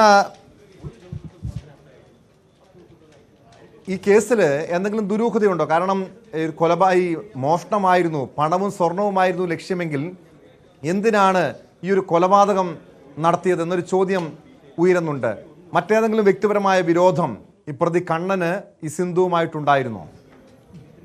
ടോം, നിലവിൽ അത് സംബന്ധിച്ച വിവരങ്ങളൊന്നും പുറത്തു വന്നിട്ടില്ല. ആ കാര്യത്തിൽ ഇനി കൂടുതൽ വ്യക്തത വരേണ്ടതുണ്ട്. കാരണം ഈ കവർച്ചയ്ക്കിടെ ഒരു ആക്രമണം നടത്തി അതിൽ സംഭവിച്ചു പോയ കൊലപാതകമാണോ, അല്ലെങ്കിൽ അതിൽ ആ ഒരു ആക്രമണത്തിനിടയിൽ കൊലപാതകം സംഭവിക്കുകയായിരുന്നോ, അതോ ആസൂത്രിതമായി മുൻകൂട്ടി ഇയാൾ പ്ലാൻ ചെയ്ത് കൊലപ്പെടുത്തുകയായിരുന്നു എന്ന കാര്യത്തിലാണ് ഇനി വ്യക്തത വരേണ്ടത്. എന്തായാലും സംഭവത്തിൽ ഊർജിതമായി തന്നെ പോലീസ് അന്വേഷണം ആരംഭിച്ചിട്ടുണ്ട്. ഇയാളുടെ മൊഴിയെടുപ്പും മറ്റ് തെളിവെടുപ്പ് അടക്കമുള്ള കാര്യങ്ങളിലേക്കൊക്കെ കടക്കുന്നുണ്ട്. എന്തായാലും ഈ കണ്ണൻ എന്ന പ്രതി ഈ സിന്ധുവിൻ്റെ സഹോദരിയുടെ ഭർത്താവാണ്.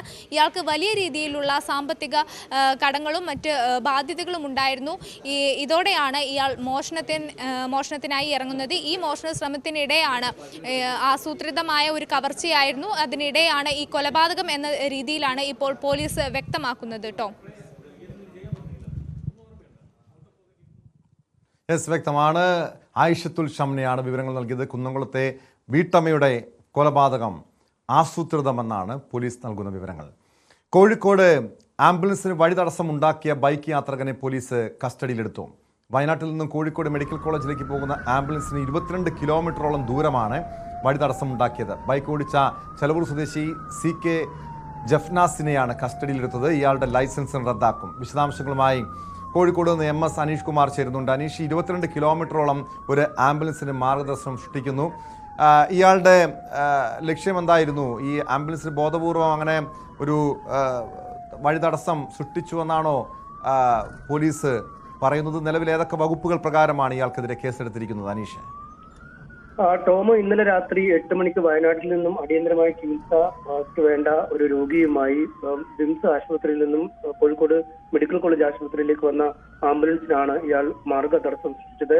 9:15 മുതൽ ഏതാണ്ട് 1 മണിക്കൂറിലധികം മാർഗതടസ്സം സൃഷ്ടിച്ചു. 22 കിലോമീറ്റർ ദൂരമാണ് ഇത്തരത്തിൽ ഓടേണ്ടി വന്നത് എന്ന് ആംബുലൻസ് ഡ്രൈവർ പറയുന്നു. പലവട്ടം ഈ സൈറനടിച്ചും ഒപ്പം വാഹനത്തിന്റെ ഹോൺ അടിച്ചുമൊക്കെ ഇയാൾ ഈ വാഹനത്തിന് മുന്നാലെ പോകുന്നത് തടയാനുള്ള ആ ശ്രമം നടന്നു. മറ്റു വാഹനങ്ങളെല്ലാം ഈ ആംബുലൻസ് ചേറി പാഞ്ഞു വരുമ്പോൾ ഒതുക്കി നൽകുമെങ്കിലും ഇയാൾ അമിത വേഗത്തിൽ തന്നെ ഈ ആംബുലൻസിന്റെ വേഗത്തിനേക്കാൾ വേഗത്തിൽ ആംബുലൻസിന് മുന്നിലൂടെ ആ ചേറി പായുന്ന ദൃശ്യങ്ങളാണ് പുറത്തു വന്നത്. പലവട്ടം ഈ സൈറൻ അടിച്ചെങ്കിലും മാറ്റിയില്ല. സാധാരണഗതിയിൽ ഇത്തരത്തിൽ വാഹനങ്ങൾ വരുമ്പോൾ അതിന് മുന്നിൽ നിന്നും ഒതുക്കി കൊടുത്ത് ആംബുലൻസ് മുന്നോട്ട് പോവുകയാണ്. ഒപ്പം മുൻവശത്തൊരു വാഹനം ഓടിക്കൊണ്ടിരുന്നാൽ ആംബുലൻസ് ഡ്രൈവർക്കും അത്ര സ്വതന്ത്രമായി അത്ര വേഗത്തിൽ ഓടിക്കാൻ കഴിയാത്ത ഒരു സാഹചര്യമാണ് ഉള്ളത്. എന്തായാലും ഒരുപക്ഷെ ഈ വാഹനവുമായി ഈ നിശ്ചിത സ്ഥലത്തു നിന്നും വളരെ പെട്ടെന്ന് നഗരത്തിലേക്കും മറ്റും എത്താനുള്ള ശ്രമമായിരിക്കും ഒരുപക്ഷെ അദ്ദേഹം ചെയ്തതെന്നൊരു കണക്കൂട്ടുണ്ട്. കാരണം പുറകിൽ ആംബുലൻസ് സൈറൻ ഇട്ട് ലൈറ്റൊക്കെ ഇട്ട് പാഞ്ഞു വരുമ്പോൾ മുന്നിലുള്ള വാഹനങ്ങൾ മാറ്റുമെന്ന കാര്യം ഉറപ്പാണ്. അതുകൊണ്ട് ആ വിടവിൽ മുന്നിലേക്ക് പോകാൻ കഴിയുമെന്ന ഒരു തോന്നലായിരിക്കാം ഉണ്ടായിരുന്നത്. ഒപ്പം മറ്റു ചില ആളുകൾക്ക് ഇതൊരു വിനോദമാണ്. ഇത്തരം ആംബുലൻസുകളുടെയും അടിയന്തരമായി പോകേണ്ട വാഹനങ്ങളുടെയും മുന്നിലേക്ക് പോകേണ്ടത് ഒരു വിനോദമായി മാറുന്ന ഒരു സാഹചര്യമുണ്ട്. എന്തായാലും 1 മണിക്കൂർ വൈകിയാണ് ആംബുലൻസ് മെഡിക്കൽ കോളേജിലെ അത്യാഹിത വിഭാഗത്തിൽ എത്തിയത്. തുടർന്നാണ് ഈ വാഹനത്തിന്റെ ദൃശ്യങ്ങൾ ഈ ആംബുലൻസിനുള്ളിൽ തന്നെ നിന്നും മറ്റു ജീവനക്കാർ ശേഖരിച്ചിരുന്നു. അതിനുശേഷം ഈ ദൃശ്യങ്ങൾ പുറത്തു വന്നു. എന്തായാലും പോലീസ് ഇയാളെ അറസ്റ്റ് ചെയ്തിട്ടുണ്ട്. ചെലവൂർ സ്വദേശി ആയ ജഫ്നാസ് എന്നയാളാണ് അറസ്റ്റിൽ ആയിരിക്കുന്നത്. ഇയാളുടെ വാഹനം RTO, ഈ സ്കൂട്ടർ, ഇയാൾ ഓടിച്ച സ്കൂട്ടർ RTO കസ്റ്റഡിയിൽ എടുത്തിട്ടുണ്ട്. ഇയാളോട് ഹാജരാവാൻ പറഞ്ഞിട്ടുണ്ട്. ഇയാളുടെ ലൈസൻസ് റദ്ദാക്കും എന്നാണ് ട്രാൻസ്പോർട്ട് ഓഫീസർ അറിയിച്ചിരിക്കുന്നത്.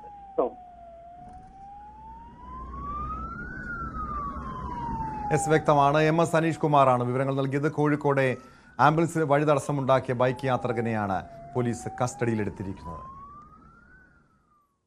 ലോകം 2025 വരവേൽക്കാൻ ഒരുങ്ങുകയാണ്. ലോകത്തെമ്പാടും ആഘോഷത്തിനുള്ള ഒരുക്കങ്ങൾ പുരോഗമിക്കുന്നുണ്ട്. കേരളത്തിലും വിവിധയിടങ്ങളിൽ ആഘോഷങ്ങൾ നടക്കുന്നുണ്ട്. ഫോർട്ട് കൊച്ചിയിലാണ് ഏറ്റവും വലിയ പുതുവത്സരാഘോഷം ഏറ്റവും ശ്രദ്ധേയമായ രീതിയിൽ നടക്കാറുള്ളത് പതിവായി. പുതുവത്സരാഘോഷം പ്രമാണിച്ച് കൊച്ചിയിൽ കർശനമായ സുരക്ഷ ഏർപ്പെടുത്തിയിട്ടുണ്ട്. ഫോർട്ട് കൊച്ചിയിൽ മാത്രം 1000 പോലീസുകാരെ നിയോഗിക്കും. പുതുവത്സരാഘോഷ തിരക്ക് പ്രമാണിച്ച് പാർക്കിങ്ങിന് ക്രമീകരണങ്ങൾ ഏർപ്പെടുത്തിയിട്ടുണ്ട്. 18 ഗ്രൗണ്ടുകളിലായാണ് പാർക്കിംഗ് സംവിധാനം ഏർപ്പെടുത്തിയിട്ടുള്ളത്. ഡാനി ഇപ്പോൾ ചേരുന്നുണ്ട് വിശദാംശങ്ങളുമായി ഫോർട്ട് കൊച്ചിയിൽ നിന്നും. ഡാനി, വലിയ ആഘോഷത്തിലേക്ക് കടക്കുകയാണ്.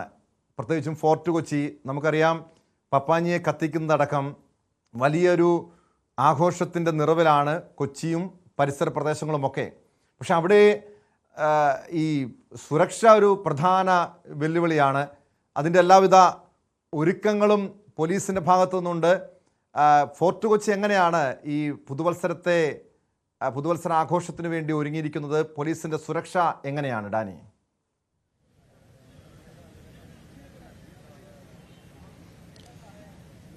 ഏറ്റവും കർശനമായ സുരക്ഷ, അതോടൊപ്പം തന്നെ കുറ്റമറ്റ നിരീക്ഷണം, ഇതിനെല്ലാം തന്നെ കരുതൽ കൊടുത്തുകൊണ്ടാണ് പോലീസ് ഈ ദിവസത്തിലേക്ക് കടക്കുന്നത് എന്നാണ്. വലിയ ഗൃഹപാഠം ഇതിലേക്ക് വേണ്ടി ചെയ്തിരിക്കുന്നു എന്നതാണ് ഇന്നലെ സിറ്റി പോലീസ് കമ്മീഷണർ വാർത്താ സമ്മേളനത്തിൽ പറഞ്ഞിരിക്കുന്നത്. വിപുലമായ നിരീക്ഷണ സംവിധാനങ്ങൾ ഫോർട്ട് കൊച്ചി മേഖലയിൽ എമ്പാടുമായിട്ട് തന്നെയുണ്ട്. നമ്മളുള്ളത് ഈ ഫോർട്ട് കൊച്ചി വെളി ഗ്രൗണ്ടിലാണ്. സാധാരണഗതിയിൽ പരേഡ് ഗ്രൗണ്ടിലാണ് പപ്പാഞ്ഞിയെ കത്തിക്കുക എന്ന രീതിയിൽ ആഘോഷ പരിപാടികളെല്ലാം തന്നെ വിപുലമായിട്ട് നടക്കുന്നത്. പക്ഷേ ഇത്തവണ അത് വെളി ഗ്രൗണ്ടിലേക്ക് മാറുന്നു എന്നതല്ല, വെളി ഗ്രൗണ്ടിലും ഇതുപോലെ ഒരു പപ്പാഞ്ഞിയെ കത്തിക്കൽ കാര്യങ്ങളെല്ലാം തന്നെ ഉണ്ടായിരുന്നു. ഇത്തവണ സംഘടിപ്പിക്കാൻ തീരുമാനിച്ചിരുന്നു. പക്ഷേ മൻമോഹൻ സിംഗിന്റെ മുൻ പ്രധാനമന്ത്രി മൻമോഹൻ സിംഗിന്റെ നിര്യാണത്തെ തുടർന്ന് പരേഡ് ഗ്രൗണ്ടിലെ ആഘോഷ പരിപാടികൾ അത് സർക്കാർ കൂടി ജില്ലാ ഭരണകൂടം കൂടി ഇടപെടുന്നതുകൊണ്ട് അത് ദുഃഖാചരണത്തിന്റെ ഭാഗമായത് വേണ്ട എന്ന് ഉപേക്ഷിക്കുകയായിരുന്നു. തുടർന്നാണ് വെളി ഗ്രൗണ്ടിന് ഇതിൽ ആദ്യഘട്ടത്തിൽ അനുമതി നൽകിയിരുന്നില്ല. പിന്നീട് കോടതി മുഖാന്തരം സുരക്ഷാ മാനദണ്ഡങ്ങൾ ഉറപ്പാക്കിക്കൊണ്ട് ഇവിടെ പപ്പാഞ്ഞിയെ കത്തിക്കാമെന്ന രീതിയിലേക്ക് കാര്യങ്ങൾ വന്നിരുന്നു. അതിനുശേഷം അനുമതി നൽകുകയും ചെയ്തു. ഗാലാഡി കൊച്ചി എന്ന് പറയുന്ന ഒരു സംഘടനയുടെ നേതൃത്വത്തിലാണ് ആഘോഷ പരിപാടികൾ ഇവിടെ നടക്കുകയും ചെയ്യുന്നത്. ഇതിപ്പോൾ കൂറ്റൻ പപ്പാഞ്ഞിയെ അടക്കം ഇവിടെ എല്ലാം തന്നെ തയ്യാറാക്കി നിർത്തിയിരിക്കുന്നു. ഇന്ന് വൈകിട്ട് ആഘോഷങ്ങളിലേക്ക് ഫോർട്ട് കൊച്ചി കടക്കുകയും ചെയ്യുന്നു. വലിയ രീതിയിലുള്ള നിരീക്ഷണ സംവിധാനങ്ങൾ അവിടെ ഉണ്ട്, സജ്ജമാക്കിയിട്ടുണ്ട്. ഒപ്പം തന്നെ പോലീസ് 1000 പോലീസുകാരെയാണ് ഈ മേഖലയിൽ മാത്രമായിട്ട് വിന്യസിച്ചിട്ടുള്ളത്. കോടതി കൃത്യമായ രീതിയിൽ അത്തരം കാര്യങ്ങൾ നമ്മളോട് പറയുകയും ചെയ്തിരുന്നു. കാരണം ഇതിൽ കൃത്യമായ മാനദണ്ഡങ്ങൾ പാലിക്കണം, ആ രീതിയിൽ മാത്രമേ ഈ പരിപാടി നടത്തിക്കൊണ്ട് പോകാൻ കഴിയുകയുള്ളൂ എന്ന് പറയുകയും ചെയ്തിരുന്നു. ഇതിനെ തുടർന്നാണ് കൃത്യമായൊരു നിരീക്ഷണത്തിലേക്ക് വന്നിരിക്കുന്നത്. ഗാലഡി കൊച്ചിയുടെ സംഘാടകർ ഇവിടെ നമുക്കൊപ്പം ഉണ്ട്. ഏതായാലും ഇതിൻ്റെ ഒരു സംഘാടനത്തിലെ ഒരു മികവും കാര്യങ്ങളും എല്ലാം തന്നെ എടുത്തു പറയേണ്ടതാണ്. 1,00,000-ലധികം പേര് ഇവിടെ ഇന്ന് എത്തുമെന്നാണ് പ്രതീക്ഷിക്കുന്നത്. ബാരിക്കേഡുകളെല്ലാം തന്നെ ഇവിടെ സജ്ജമാക്കിയിട്ടുണ്ട്. അതിൽ കൃത്യമായി ഓരോ ക്യൂബിക്കിളായിട്ട് തിരിച്ചുകൊണ്ട് അവരെ ഓരോ സെക്ടറുകളിലാക്കി മാറ്റി അവിടെ ഒരു നിരീക്ഷണ സംവിധാനം ഏർപ്പെടുത്തുകയും എല്ലാം തന്നെ ചെയ്തു. അങ്ങനെ ഒരു പോലീസിന്റെ പൂർണ്ണമായൊരു മേൽനോട്ടത്തിൽ ഉത്തരവാദിത്തത്തിൽ തന്നെയാണ് കാര്യങ്ങൾ ക്രമീകരിച്ചിട്ടുള്ളത്. നമുക്കൊപ്പം ഇതിന്റെ മുഖ്യ സംഘാടകരിൽ ഒരാൾ, ഒപ്പം തന്നെ കൗൺസിലറായ ബെന്നി ചേരുന്നു. ബെന്നിച്ചേട്ടൻ, ഇത് ഫോർട്ട് കൊച്ചിക്ക് ഒരുപക്ഷെ ഇത്തവണ ഇങ്ങനൊരു വലിയ ആഘോഷം ഉണ്ടാകില്ല എന്ന് വിചാരിച്ചിരുന്നിടത്തു നിന്നാണ് ഇങ്ങനൊരു പപ്പാഞ്ഞിയെ കത്തിക്കലും ആഘോഷ പരിപാടികളിലേക്കെല്ലാം വന്നത്. എന്തായാലും കോടതി ഒരു കർശന നിരീക്ഷണം കാര്യങ്ങളും എല്ലാം തന്നെ പറഞ്ഞിട്ടുണ്ട്. എത്രത്തോളമായ ഇതിൻ്റെ ഒരു സജ്ജീകരണങ്ങൾ? 100%. നമ്മളിപ്പോൾ കോടതി പറഞ്ഞ എല്ലാ കാര്യങ്ങളും നമ്മൾ കൃത്യമായി ചെയ്തു കഴിഞ്ഞു. ഫയർഫോഴ്സ് വന്നു കഴിഞ്ഞു. 44 ക്യാമറകൾ പോലീസ് സ്റ്റേഷനിലേക്ക് കൊടുത്തു കഴിഞ്ഞു. ഫെൻസിങ് പറഞ്ഞത്രയും കോടതി പറഞ്ഞത്രയും ഫെൻസിങ് ആയി കഴിഞ്ഞു. മെഡിക്കൽ ടീം വന്നു കഴിഞ്ഞു. പോലീസിന്റെ ഹെഡ് പോസ്റ്റ് സ്ഥാപിച്ചു കഴിഞ്ഞു. കോടതി എന്തെല്ലാമോ പറഞ്ഞു, ആ കാര്യങ്ങളെല്ലാം 100% നമ്മൾ ചെയ്തു കഴിഞ്ഞു. ബഹുമാനപ്പെട്ട സിറ്റി പോലീസ് കമ്മീഷണറും ബഹുമാനപ്പെട്ട DCPയും ബഹുമാനപ്പെട്ട ഇവിടുത്തെ അസിസ്റ്റന്റ് കമ്മീഷണർ കിരൺ സാറും ഉൾപ്പെടെ ഇവിടെ വന്ന് രാവിലെ 3 തവണയായിട്ട് അവർ വെരിഫിക്കേഷൻ നടത്തിയിട്ടുണ്ട്. ഞാൻ മനസ്സിലാക്കുന്നത് അവർ 100% സാറ്റിസ്ഫാക്ഷൻ ആണെന്നാണ്. അപ്പോൾ എന്തായാലും ഞാൻ എത്ര ഇത് പറഞ്ഞാലും നമുക്കൊരു 80,000 മുതൽ 1,00,000 പേര് വരെ വളരെ കംഫർട്ടബിൾ പൊസിഷനിൽ നമുക്ക് ഇത് ചെയ്യാൻ കഴിയും. പാർക്കിംഗ് സൗകര്യങ്ങളും അതനുസരിച്ച് പാർക്കിംഗ് നിയർ ഇപ്പോൾ ഈ ഗ്രൗണ്ടിന്റെ തൊട്ടടുത്ത് തന്നെ ഒരു EMGHS വേളി ഗവൺമെന്റ് സ്കൂളുണ്ട്. അവരുടെ പെർമിഷൻ മേടിച്ചിട്ടുണ്ട്. അവിടെ ഏകദേശം ഒരു 300ഓളം കാറുകളും ഒരു 500ഓളം ബൈക്കുകളും നമുക്ക് കിടക്കാൻ കഴിയും. തുടർന്ന് പള്ളത്തരാമന്റെ ഗ്രൗണ്ട് ഉണ്ട്. തുടർന്ന് കൊച്ചിൻ കോളേജിന്റെ ഗ്രൗണ്ട് അറേഞ്ച് ചെയ്തിട്ടുണ്ട്. പപ്പങ്ങാമുക്കിൽ ബഹുമാനപ്പെട്ട CC ഗ്രൂപ്പിന്റെ സ്ഥലം അറേഞ്ച് ചെയ്തിട്ടുണ്ട്. ആഘോഷങ്ങളില്ലാതെ ഈ ദിവസം ആഘോഷങ്ങളില്ലാതെ കൊച്ചിക്ക് കടന്നു പോകാൻ കഴിയില്ല. നമ്മളെ സംബന്ധിച്ചിടത്തോളം മൻമോഹൻ സിംഗ് സാറിന് നിര്യാണം ഇതാ നമുക്ക് വല്ലാത്ത ദുഃഖം രേഖപ്പെടുത്തിയിട്ടുണ്ടെങ്കിലും അനുശോചനങ്ങൾ നടത്തി നമ്മളൊരു പ്രൈവറ്റ് സെക്ടറാണ്. ഇപ്പോൾ പ്രളയകാലത്ത് കോവിഡ് കാലത്ത് എല്ലാം ഏറ്റവും സ്വിംഗായി അങ്ങ് അന്വേഷിച്ചാൽ മനസ്സിലാവും. പൊതുസമൂഹത്തിന് ഏറെ സഹായിച്ച ഒരു സംഘടനയാണ് ഗാലാഡി. അപ്പോൾ എല്ലാവരുടെയും ഒരു സഹായ സഹകരണങ്ങൾ ഈ സമയത്ത് അഭ്യർത്ഥിക്കുകയാണ്. ഏതായാലും ടോം അദ്ദേഹം പറഞ്ഞത് ഈ ദിവസങ്ങളിലേക്ക് വേണ്ടിയുള്ള ഒരുക്കങ്ങളും കാര്യങ്ങളും എല്ലാം തന്നെയാണ്. കാരണം വലിയ രീതിയിൽ കോടതി ഇടപെടലും കാര്യങ്ങളും എല്ലാം ഉണ്ടായി. കഴിഞ്ഞ തവണ പപ്പാഞ്ഞിയെ കത്തിക്കാൻ ഇവർക്ക് അനുമതി ലഭിച്ചിരുന്നില്ല. പപ്പാഞ്ഞിയുടെ ആ രൂപം ഉയർത്തുന്നതിന് മാത്രമായിരുന്നു അനുമതി ഉണ്ടായിരുന്നത്.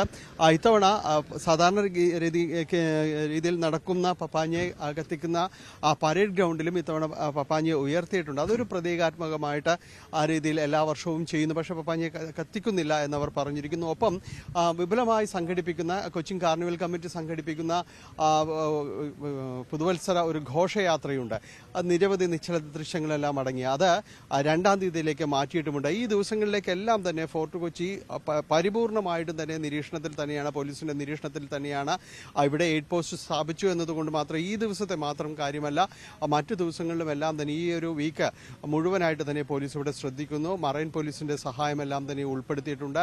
അതോടൊപ്പം തന്നെയാണ് ഈ മദ്യവും മയക്കുമരുന്ന് ഉപയോഗിച്ച് ഈ പാർട്ടികൾക്കും കാര്യങ്ങൾക്കും എത്തുന്നവരെ അവരെ നിരീക്ഷിക്കാൻ പ്രത്യേക സെൻസസ് സ്ക്വാഡ് അടക്കം വിപുലമായിട്ട് രംഗത്തിറക്കിയിട്ടുണ്ട്. അങ്ങനെ കർശന നിരീക്ഷണത്തോടുകൂടി തന്നെയായിരിക്കും ഈ പുതുവത്സര രാത്രിയിലേക്ക്. അതാണ് ഏറ്റവും അധികം ശ്രദ്ധിക്കേണ്ട ഒരു കാര്യം.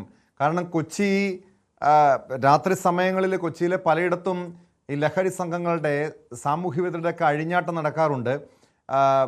മുൻപത്തെ വർഷങ്ങളിലൊക്കെ ഇതുപോലെ കർശനമായ നടപടി പോലീസ് സ്വീകരിച്ചിട്ടുണ്ട്. പക്ഷേ ഈ ലഹരി ഉപയോഗിച്ച് വരുന്നവരെയൊക്കെ എങ്ങനെയായിരിക്കും പോലീസിന് നിയന്ത്രിക്കാൻ കഴിയുക? അവരെങ്ങനെയാണ് കണ്ടെത്താൻ കഴിയുക? 1000-ഓളം പോലീസുകാരെ പലയിടത്തുമായി വിന്യസിച്ചിട്ടുണ്ടെന്ന് പറയുന്നു. ഈ വാഹനങ്ങളുടെ ക്രമീകരണം, അതോടൊപ്പം ഈ പരിശോധന, മദ്യപിച്ചിട്ടുണ്ടോ തുടങ്ങിയ പരിശോധന നടത്തുക, മറ്റേതൊക്കെ ചുമതലകളാണ് പോലീസ് ഉദ്യോഗസ്ഥർക്ക് നൽകിയിരിക്കുന്നത്?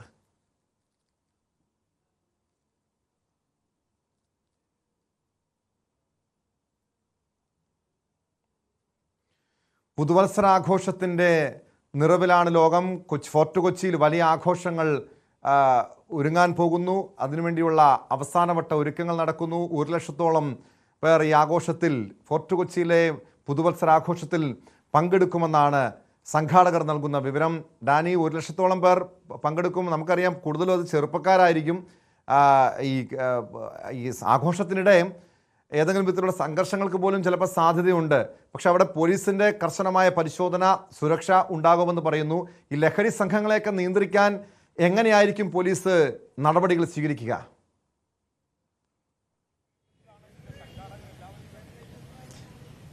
ടോം, ഇവിടെ ഈ ഭാഗത്തേക്ക് നോക്കൂ. ഇവിടെ ഏതാണ്ട് 1,00,000-ഓളം പേരെ ഉൾക്കൊള്ളാവുന്ന രീതിയിൽ ഇവിടെ ബാരിക്കേഡുകളടക്കം സജ്ജമാക്കിയിട്ടുണ്ട്. അത് ഈ ഗ്രൗണ്ടിലേക്ക് വരുന്ന ആളുകളെയാണ്. അത് പൂർണ്ണമായും പോലീസിന്റെ നിരീക്ഷണത്തിലായിരിക്കും ഇതിനകത്തെ കാര്യങ്ങളെന്ന് പോലീസ് ഉറപ്പു നൽകുന്നുണ്ട്. ഈ പരിസരത്ത് ഏതാണ്ട് 1000-ഓളം പോലീസുകാർ ഈ രീതിയിൽ വിന്യസിക്കും. ഈ ആഘോഷങ്ങൾ അതിരുവിടാതെ സൂക്ഷിക്കുക എന്നത് തന്നെയാണ് പോലീസ് ശ്രദ്ധിക്കുന്നത്. നിയന്ത്രണം എന്ന് പറയുമ്പോൾ കർശനമായി അങ്ങനെ എല്ലാ ആഘോഷവും നിയന്ത്രിക്കുക ആ രീതിയിലേക്കല്ല, പക്ഷെ അത് അതിരുവിടാതെ സൂക്ഷിക്കുക എന്നാണ് പോലീസ് നിർദ്ദേശിക്കുക. ഒരു ഉപദേശത്തിന്റെ മാതൃകയിൽ തന്നെ അത് ചെയ്യുന്നു. ഒപ്പം തന്നെയും ഈ പ്രത്യേക സ്ക്വാഡ് ഏർപ്പെടുത്തിയിരിക്കുന്നത് ഈ മദ്യപിച്ച വാഹനമോടിക്കുക, അതോടൊപ്പം തന്നെ ഇവിടെ പൊതുനിരത്തിലേക്ക് എത്തുക തുടങ്ങിയ ആളുകളെ എല്ലാവരെയും തന്നെ നിരീക്ഷിക്കുക എന്നത് അത് തന്നെയാണ് കൂടുതലായിട്ടും ഉദ്ദേശിക്കുക. അങ്ങനെ പ്രത്യേക സ്ക്വാഡിനെ വഴിയിലും അതോടൊപ്പം തന്നെ ഇതിനകത്തുമെല്ലാം തന്നെ സജ്ജമാക്കിയിട്ടുണ്ട്. അവരായിരിക്കും അത്തരം കാര്യങ്ങൾ കൂടുതൽ അവരിലേക്ക് ഇറങ്ങിച്ചെന്നുകൊണ്ട് പ്രവൃത്തി ഉണ്ടാകുക എന്നാണ് മനസ്സിലാക്കാനായിട്ട് സാധിക്കുന്നത്. ഈ പരിസരത്ത് നമുക്കറിയാം ഫോർട്ട് കൊച്ചിയുടെ ഒരു പ്രത്യേകത എന്ന് പറയുന്നത് ഇതിനകത്തേക്ക് ഇനിയിപ്പോൾ ഒരു 4 മണി മുതൽ ഇതിനകത്തേക്ക് വന്നു കഴിഞ്ഞിട്ടുണ്ടെങ്കിൽ തിരിച്ചു പോകുക എന്നത് കുറച്ച് പാടാണ്. ഈ ആഘോഷങ്ങൾക്ക് ശേഷം തിരിച്ചു പോകുക, കിലോമീറ്ററുകളോളം നടന്നു മാത്രം ഇതിന് പുറത്തേക്ക് തോപ്പുംപടി അവിടെയെങ്കിലും എത്തിപ്പെട്ടാൽ മാത്രമേ പുറത്തേക്ക് പോകാനായിട്ടുള്ള ഒരു വാഹന സൗകര്യങ്ങളെല്ലാം തന്നെ ലഭ്യമാകുക. രാത്രിയാകും തോറും ഇവിടേക്കുള്ള വരവും തിരിച്ചു പോക്കും എല്ലാം തന്നെ വലിയ ബുദ്ധിമുട്ടാണ്. പൊതുഗതാഗത സംവിധാനങ്ങൾ ഏതാണ്ട് 4 മണിയോടുകൂടി അവസാനിക്കുമെന്ന് അറിയിച്ചിട്ടുണ്ട്. അതിനുശേഷം സ്വകാര്യ വാഹനങ്ങൾക്ക് മാത്രമായിരിക്കും ഇതുവഴി ഇതിലേക്ക് പോവുക. എന്നാൽ തിരിച്ചു പോകുമ്പോൾ അതിന് തക്കതായ കുറേ സജ്ജീകരണങ്ങളും പോലീസ് തന്നെ നേരിട്ട് ഇടപെട്ട് ചെയ്യുന്നുണ്ട്. റോറോ സർവീസുണ്ട്, റോറോ ജങ്കാർ സർവീസുണ്ട്, ബോട്ട് സർവീസുകളും സജ്ജമായിരിക്കാൻ പറഞ്ഞിട്ടുണ്ട്. 2 മണിവരെയും കൊച്ചി മെട്രോ തിരിച്ച് സർവീസ് ഉണ്ടാകുമെന്ന് അറിയിച്ചിട്ടുണ്ട്. അങ്ങനെ ആ രീതിയിലുള്ള ഒരു ഗതാഗത ക്രമീകരണങ്ങൾ ഇതിന് ശേഷവും ഏർപ്പെടുത്തിയിട്ടുണ്ട്. ഇതെല്ലാം പോലീസ് ഇടപെട്ടുകൊണ്ട് ചെയ്യുന്നതാണ്. കാരണം ഇവിടെ വന്നാൽ മാത്രം പോരാ, ഈ ആഘോഷങ്ങൾക്ക് ശേഷം ഇവിടെ നിന്ന് ഒഴിഞ്ഞു പോവുകയും വേണം. കാരണം നമുക്കറിയാം, നമുക്ക് മുന്നിൽ 2 വർഷം മുൻപുള്ള ഒരു ന്യൂ ഇയർ ഉണ്ട്, ആ ഒരു രാവുണ്ട്. അന്ന് നിരവധി പേരാണ് ഇവിടെ ഈ തിക്കിലും തിരക്കിലും പെട്ട ആശുപത്രിയിൽ ആയത്. അവർക്ക് ശ്വാസതടസ്സം അടക്കം അനുഭവപ്പെട്ടു. കറുത്ത പൊടിയും കാര്യങ്ങളും എല്ലാം തന്നെ ഉണ്ടായിരുന്നു. അപ്പോൾ അത്തരം കാര്യങ്ങൾ അതൊന്നും ആവർത്തിക്കാതിരിക്കുന്നതിന് പോലീസ് ജാഗരൂകരായി തന്നെയാണ് അതിൽ നടപടികൾ സ്വീകരിച്ചിരിക്കുന്നത്. അതുകൊണ്ട് അത്തരം കാര്യങ്ങൾ എല്ലാം സൂചിപ്പിച്ചതുപോലെ കർശന പോലീസിന്റെ നിരീക്ഷണത്തിലാണ് ഫോർട്ട് കൊച്ചിയുള്ളത്. പുതുവത്സരത്തെ ആഘോഷിക്കാൻ ലോകമൊരുങ്ങുന്നു, ഫോർട്ട് കൊച്ചിയും ഒരുങ്ങുന്നു. പക്ഷേ ആഘോഷങ്ങൾ അതിരുവിടാതിരിക്കാൻ ശ്രദ്ധിക്കുക. അതോടൊപ്പം ഈ മദ്യവും ലഹരിയുമൊക്കെ ഉപയോഗിച്ച് ഇത്തരം ആഘോഷങ്ങളിൽ പങ്കെടുക്കാൻ എത്തുന്നവരെ പോലീസ് കൃത്യമായും നിരീക്ഷിക്കുക. സ്പോട്ട് ലൈവ് പൂർണ്ണമാകുന്നു. നമസ്കാരം.